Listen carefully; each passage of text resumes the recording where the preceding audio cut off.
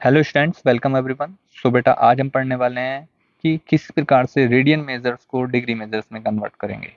ठीक है, तो देखो उसको समझेंगे।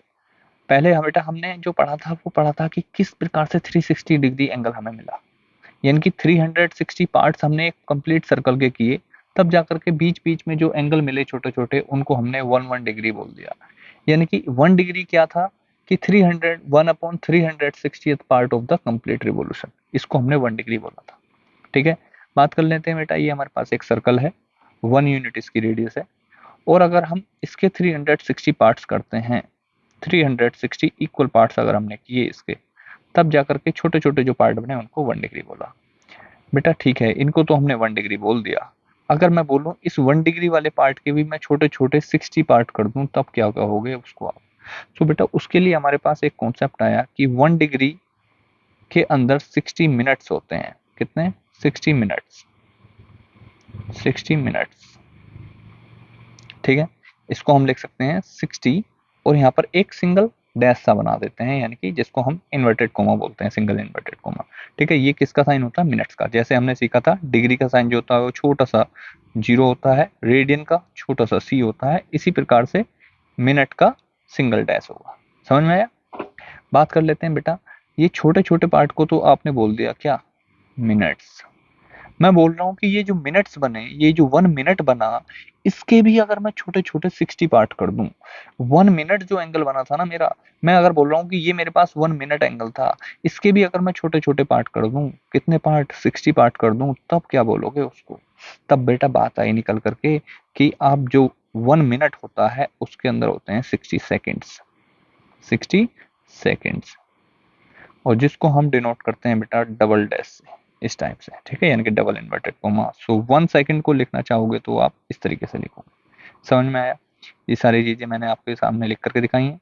ये 1 डिग्री है, ये 1 रेडियन है, ये 1 मिनट है, और ये आपके पास 1 सेकेंड है। समझ में आया? फिर से समझ लेते हैं।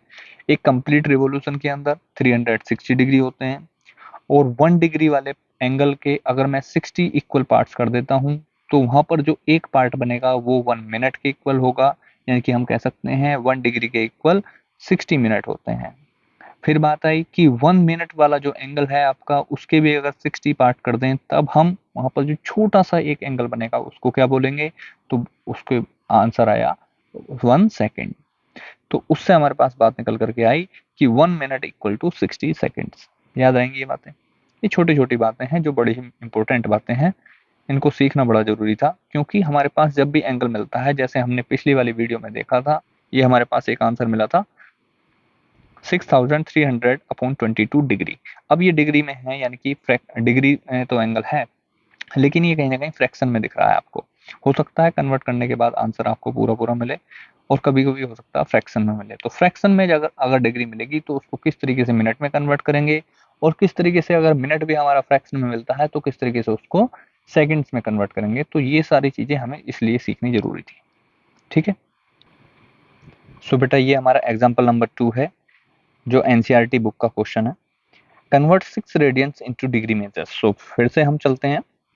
देखो अभी यहाँ पर हम लिखेंगे वी नो दैट।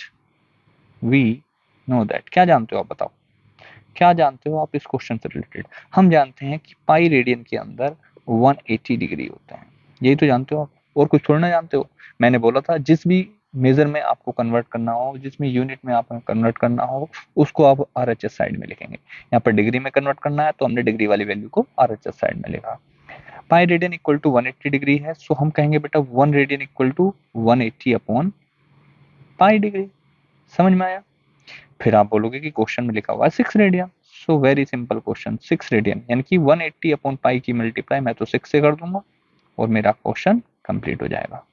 ठीक है, तो यहाँ पर लिखते हैं 180 मल्टीप्लाई विद 6। फिर से मैंने आपको बताया था पिछली वाली वीडियो में कि पाई की वैल्यू 22/7 ही होती है, जबकि पाई रेडियन की वैल्यू 180 डिग्री होती है। ठीक है, ये पाई रेडियन लिखा हुआ है बेटा ऊपर, जिसकी वैल्यू 180 डिग्री है। पाई की वैल्यू अभी भी 22/7 है। ठीक, यहाँ पर इसको डिवाइड करने की कोशिश करते हैं। सो 2 3 जा 6 और 2 11 जा 22, और कुछ यहाँ पर कैंसिल आउट हो सकता है क्या? कुछ कैंसिल आउट नहीं होगा, तो हम यहाँ पर लिखेंगे ये 6 रेडियन के इक्वल में चल रहा है अभी तक। 180 मल्टीप्लाई विथ 3, सो बेटा 18 3 जो होते हैं 54, 540 मल्टीप्लाई विथ 7 अपॉन 11 डिग्री। ठीक है बेटा, फिर से मल्टीप्लाई करते हैं, 7 0 0, 7 4 जो 28, बचा 2, 7 5 जो 35 एंड 2 37 अपॉन 11 डिग्री। अब इसको हम डिवाइड करेंगे 11 से, सो 11 3 जा 33, बचेगा 4, 48 हो गया, 11 4 जा 48, बचा फिर से 4 हो गया 40, 11 3 जा 33, अब यहाँ पर 7 बचा, तो हम इसको लिख सकते हैं 7 अपॉन 11 डिग्री, लिख सकते हैं ना, 343 होल 7 अपॉन 11 डिग्री। अब देखो बेटा, इसको मैं लिखना चाहूंगा 343 प्लस 7 अपॉन 11 डिग्री, ये भी डिग्री है आपका, ठीक है, ये भी डिग्री ही है। अब बेटा ये हमारे पास जो डिग्री है ना, ये अभी हमारे पास फ्रैक्शन में है, हम इसको कन्वर्ट करेंगे मिनट्स के अंदर। 1 डिग्री के अंदर कितने मिनट होते हैं? 60 मिनट्स। सो यहाँ पर 7 अपॉन 11 के अंदर, यानी कि 7 अपॉन 11 मल्टीप्लाई विद 60। अब ये क्या बन गया, जैसे ही मल्टीप्लाई 60 से की तो ये बन गया हमारे पास मिनट। ठीक है, 60 से मल्टीप्लाई करने के साथ ही मिनट बन चुका है हमारे पास ये। इसको हम लिख सकते हैं आगे, यहाँ पर लिख देता हूँ मैं 343 डिग्री प्लस 7 से मल्टीप्लाई की तो 420 अपॉन 11 और ब्रैकेट यूज किया तो बना हमारे पास मिनट। फिर से यहाँ पर आ जाते हैं, जगह कम है तो इस वजह से मैं छोटा छोटा लिख रहा हूँ।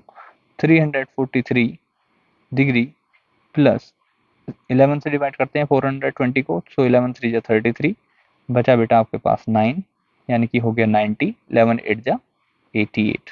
अब हमारे पास बचा 2, सो हम इसको, मैं इसको ऐसे लिख रहा हूँ, मिनट प्लस 2 अपॉन 11 मिनट।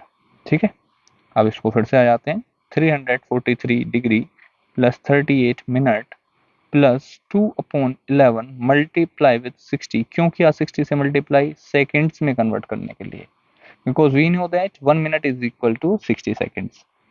सो अभी आपके पास बन गए 120 सेकेंड्स।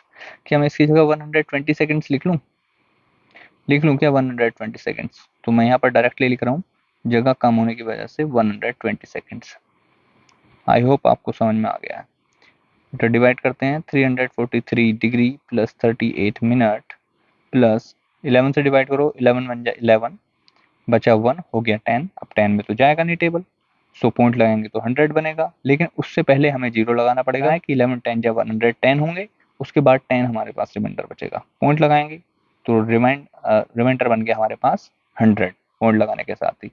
11 9 जा 99 और 1 बचा। इसको आगे हम इसको ब्रेक नहीं कर सकते, हमारे पास ये चलती जाएगी कैलकुलेशन, तो हम इसको ही अप्रोक्सीमेट वैल्यू इस तरीके से लिख सकते हैं।